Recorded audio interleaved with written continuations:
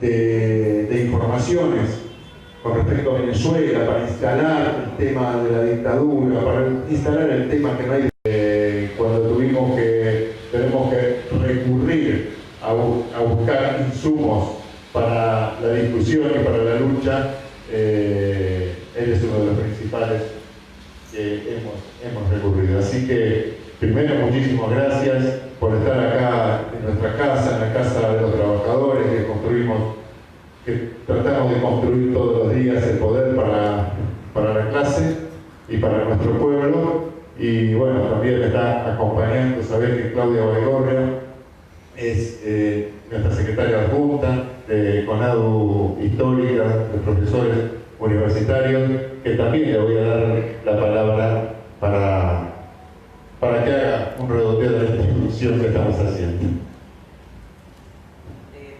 No, nada, y muy breve porque ya hemos sido muy respetuosos y acusadoras con respecto al tiempo que teníamos comprometido. O sea, arrancamos tarde con todas las excusas que Ricardo ya lo planteó, pero no deja de ser eso, ¿no? Venimos medio demorados, pero para nosotros y nosotras es un tema muy importante para poner en discusión, para poder, no discutirlo, sino para intercambiar miradas, para poder intercambiar apreciaciones, y teniendo en cuenta, como decía Ricardo, que de pronto el tema Nicolás Maduro puede traer algún ruidito en algún sector más que en otro. Lo que sí no se discute es que desde este lugar, por lo menos desde esta sede autónoma, cualquier posición que esté en contra del respeto a lo que es la autodeterminación de los pueblos, y en este caso un libre proceso democrático, un proceso eleccionario que fue totalmente legal, donde hubo un presidente que fue reelecto con el 67% de los votos, que fue Nicolás Maduro, y que de pronto aparezca un personaje como Trump, apoyado por un personaje como Bolsonaro, apoyado por otro personaje como nuestro presidente, que todo el mundo dirá, bueno, que han sido electos en proceso democrático, sí, pero en escenarios totalmente ajenos a lo que han sido los procesos democráticos. Por lo menos lo de Bolsonaro en Brasil así lo demuestra, y por lo menos también en nuestro país se está demostrando que hay una capacidad absoluta de los poderosos para enquistarse en los lugares de poder a como de lugar. Han descubierto que lo pueden hacer a través de las urnas, lo hicieron, y les fue bien en algunos lugares. En nuestro país ha sido uno de ellos, aunque ahora gozan de una ilegitimidad absoluta por cuanto las mayorías populares se expresan en lo cotidiano, en la calle, y esperamos que esas mismas urnas este año puedan desalojar del gobierno a los intereses que Mauricio Macri representa, ¿no? Pero sacando eso, digo, proceso en Brasil, con Lula preso, con Dilma destituida ilegítima e ilegalmente. Bueno, esos son los intereses que hoy tiene que enfrentar el gobierno de la República Bolivariana de Venezuela, con un Trump que no vamos a ahondar demasiado porque ya él ha hablado por sí mismo. Por eso el rechazo que también hubo del movimiento de mujeres en los Estados Unidos, por eso la campaña en Brasil contra Bolsonaro también fue muy protagonista el movimiento de mujeres cuando dijimos el no. Entonces, para nosotras no da lo mismo hablar de determinados personajes en materia de los gobiernos populares, y creemos que más temprano o más tarde la resistencia y la organización popular van a llegar a desalojar a estos gobiernos. Pero con respecto a Venezuela, desde nuestra central y desde nuestras organizaciones vamos a seguir defendiendo el proceso democrático que ha tenido el gobierno bolivariano, y por supuesto los principios de su revolución que siguen intactos a pesar de las contiendas, los contratiempos sería que pueda tener su economía, que bien es darle poder observarlo. Ahora, quien no tiene derecho a hablar de la economía en Venezuela es Mauricio Macri, por ejemplo, cuando aquí ha duplicado la pobreza, ha duplicado los índices de indigencia, y tenemos los niveles más brutales en cuanto a el poder adquisitivo de los salarios de las y los trabajadores, y en materia de derechos laborales en general. Así que creemos que para ellos es fácil poder señalar a estos gobiernos sin hacer la más mínima autocrítica de qué trato le están dando a su pueblo. Así que bueno, bienvenido Luis, como siempre, y esperamos poder tener un intercambio fructífero contigo. Bueno, buenas tardes. Muchas gracias, compañero, compañera. Gracias por abrirme las puertas de este lugar. Me dicen que la mayoría de ustedes son dirigentes sindicales o activistas sindicales. Para aclarar, o casi todos, para aclarar el tema de intelectual, yo la verdad que no soy un intelectual. Soy un trabajador que desde los 18 años tomó conciencia y se convirtió en un militante político, que además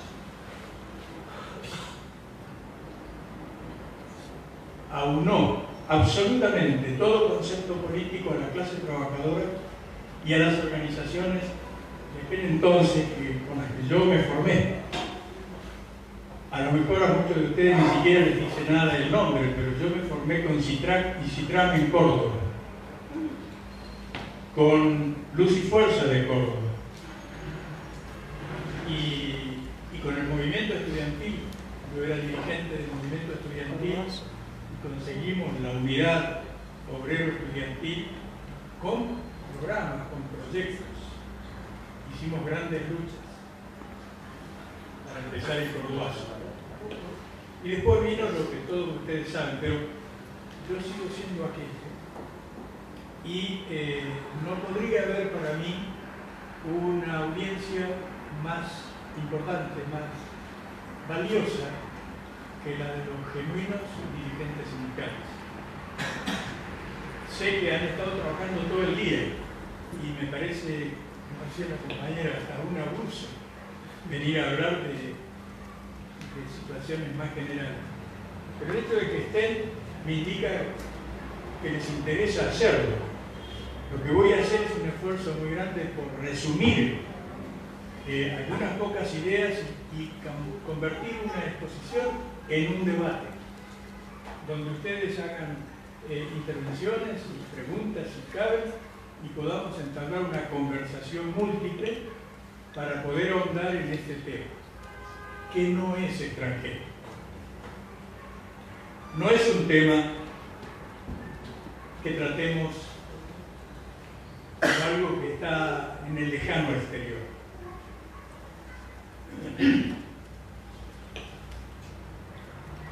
Déjenme empezar por decirles que el golpe ha sido derrotado. Esto ya es taxativo. Este último golpe empieza a mediados de diciembre con la idea de que el 10 de enero Maduro perdía su legitimidad y pocos días después se autodesigna presidente, de una cosa que no tiene precedente en la historia mundial, un personaje desconocido. Fíjense que ayer se reunió el presidente de Colombia con el presidente de Estados Unidos para organizar lo que ahora voy a tratar de resumir. Pero en el comunicado escribieron mal, pero muy mal, el nombre del supuesto presidente de Venezuela. Muy mal. Pero además también escribieron en el comunicado de la Casa Blanca mal, totalmente mal, el nombre del presidente de Colombia. Lo llamaron Iván Fernández. Es Iván Duque. Iván Fernández es un dirigente guerrillero, además, de la FARC. Y al otro señor le pusieron un nombre cualquiera. O sea, estamos en este mundo donde el que mueve las palancas del imperialismo tiene un grado de torpeza y de brutalidad que solamente se puede explicar con la decadencia, también de eso vamos a decir dos palabras, con la decadencia profunda del imperialismo estadounidense. Ahora bien, en medio de esta decadencia y por necesidad de impulso de esta decadencia, no por la voluntad de Trump, sino por la necesidad del imperialismo, se urdió un último intento de golpe en Venezuela que tuvo fecha. Primero era el 5 de enero, después el 10 de enero, después el 23 de enero, luego el 31 de enero. Fíjense porque todas estas fechas fueron anunciadas dentro de Venezuela y por la prensa mundial como el momento en que caía Maduro. El 23 de enero, el 31 de enero, el 5 de febrero, el 10 de febrero y ahora le han puesto una nueva fecha, el 23 de febrero. Pero no importa las fechas que pongan, con lo cual luego traen desazón, miedo a mucha gente. Porque estamos hablando de algo muy serio. Pero por más fechas que hayan puesto, ese golpe fracasó. Podemos celebrar una victoria más de la revolución bolivariana. Y esto es taxativo y definitivo, lo cual no debe llevar simplemente a una satisfacción. Porque el problema es que en esta derrota está implícita la necesidad desesperante, y no solamente del imperialismo, sino de los presidentes del como llaman ya el cártel de Lima, que se comprometieron absolutamente con el derrocamiento de Maduro y ahora están ante una situación imposible. ¿Qué hace el presidente Macri si no se cae Maduro? ¿Qué hace? ¿Qué va a decir? Pero ¿qué hacen los otros 10 presidentes que lo acompañaron en esto? ¿Qué hace ese payasesco fascista que tenemos en Brasil, el presidente? Entonces, yo creo que tenemos que estar más alerta que nunca, porque la derrota del golpe significa justamente un agravamiento extraordinario de la posibilidad de una invasión militar en Venezuela. Nosotros estamos ante la posibilidad cierta, pero desplegada en términos prácticos, porque hay barcos ingleses en el Caribe, están las tropas del Comando Sur estadounidense en el Caribe y en la frontera de Colombia, y están las tropas brasileñas en la frontera de Brasil con Venezuela. Hay un cerrojo militar que se lo puede parar, pero que será muy difícil. Muy difícil. Entonces, yo podría hablar horas sobre esto, pero insisto que lo más interesante, lo más productivo, me parece, es sacar algunas conclusiones de la coyuntura que lleva a esto y de cómo salimos de esto. Lo que lleva a esto, naturalmente, es una situación de crisis profunda del sistema, no de un gobierno ni de un presidente, es el sistema económico y político internacional el que está resquebrajándose y desarmándose. No hay ninguna exageración en esto. Lo más fácil cuando uno dice estas cosas es que lo llamen exagerado.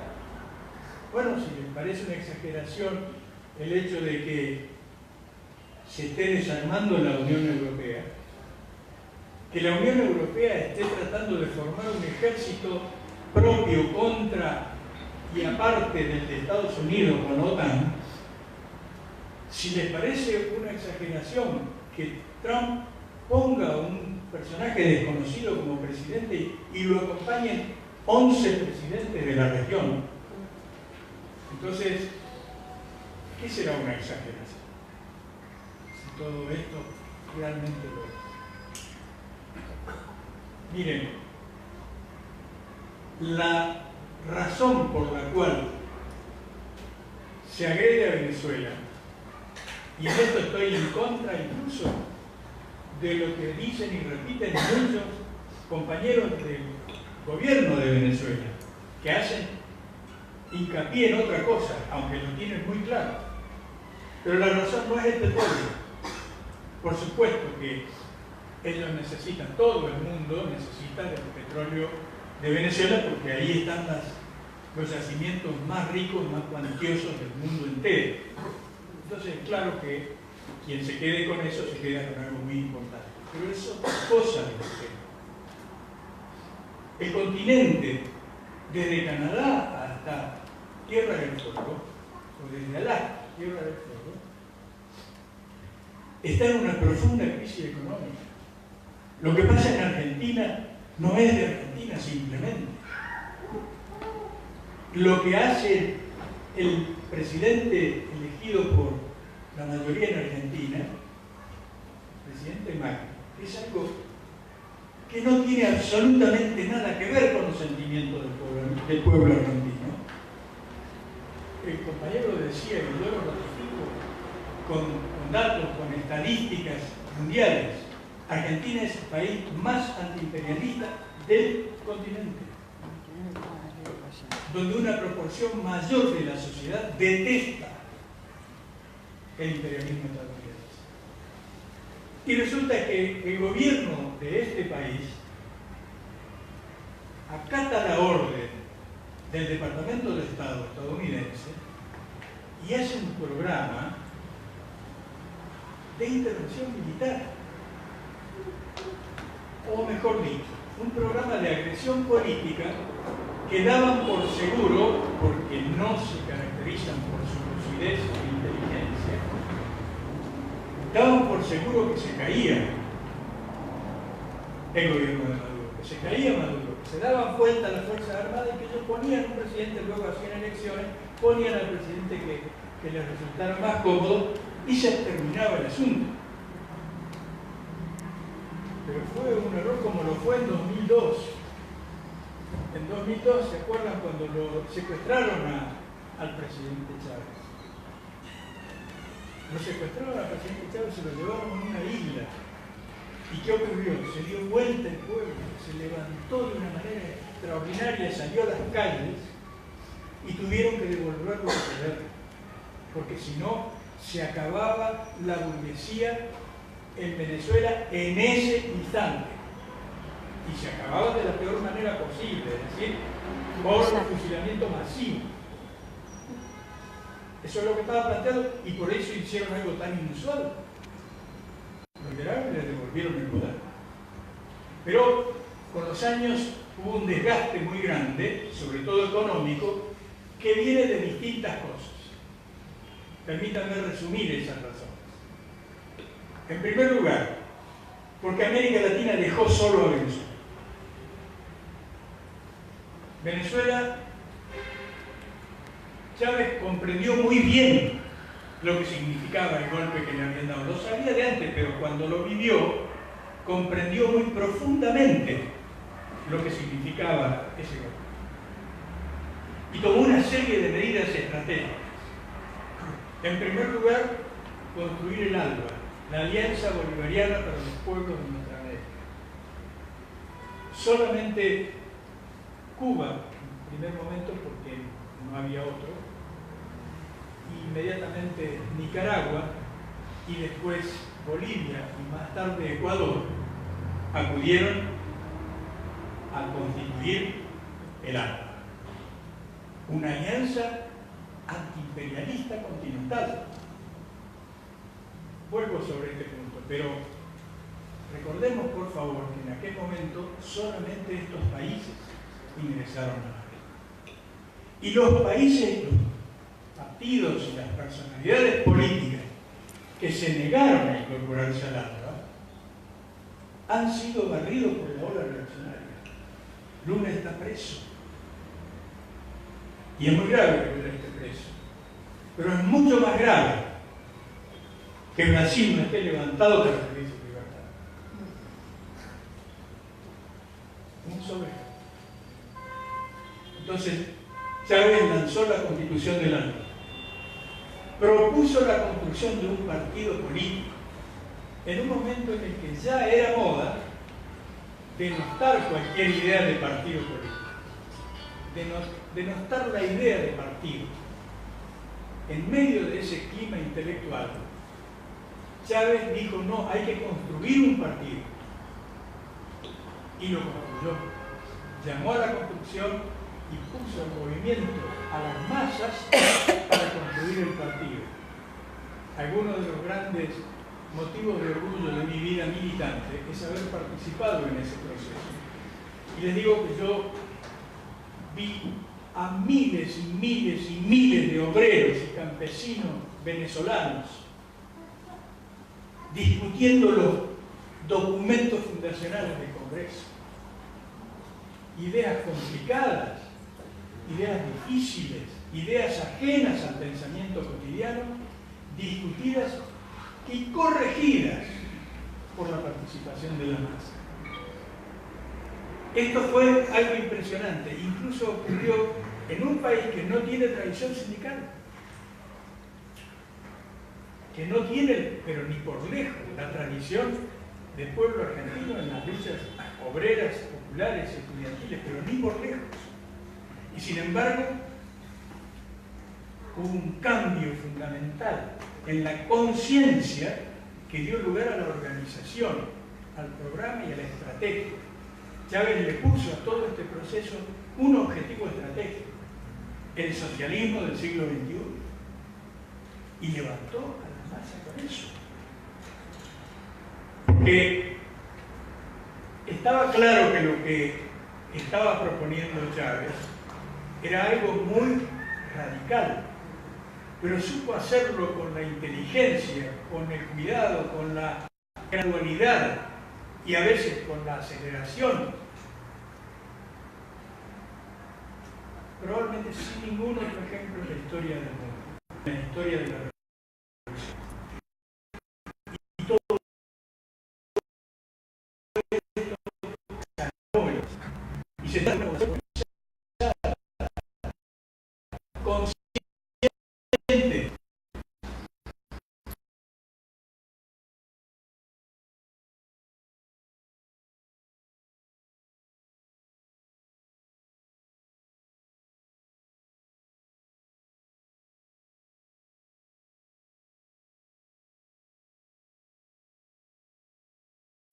Esa conciencia organizada y esa estrategia está encarnada en millones y millones de personas en Venezuela. Pero eso también significa un modelo frente a algo que se desarma, que se derrumba, inevitablemente se derrumba, que es el sistema capitalista. ¿Ustedes por qué creen que un personaje como Bolsonaro puede llegar a presidente de Brasil, tanto más después de 3 gobiernos del Partido de los Trabajadores? ¿Por qué? Porque hay una crisis muy profunda. Es un país con una intelectualidad